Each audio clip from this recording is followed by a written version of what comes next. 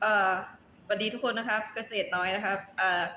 ชีวิตคนเฮามันก็ต้องมีลองผิดลองถูกกันแม่นบ่พี่น้องคือจังอันปลูกบักเขียบบ้านเกษตรน้อยเอิ้นบักเขียบแต่ภาคกลางสิเอิ้นน้อยนา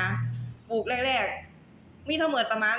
200ต้นนี่แหละพี่น้องปลูกปีแรกบ่ได้ขายจักหน่อยเลย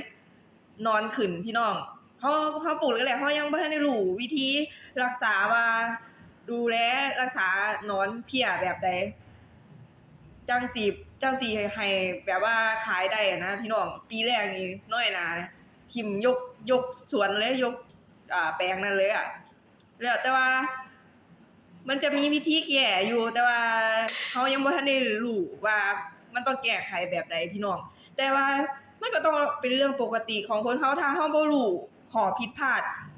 ของมันเฮาก็สิแก้ไขปัญหานั้นบ่ได้แม่นบ่พี่น้องณปัจจุบันนี้ขายได้แล้วบักเขียบอ่าสวนเกษตรน้อยพี่น้องถ้าอยากรู้ว่าขายได้เฮ็ดแบบใดมันจังขายได้บ่มีหนอนแล้วก็อีกอย่างนึงสวนเกษตรน้อยบ่เน้นสารพิษสารเคมีบ่เน้นปลอดสารพี่น้องจังใดอยากรู้เข้ามาเบิ่งเด้อ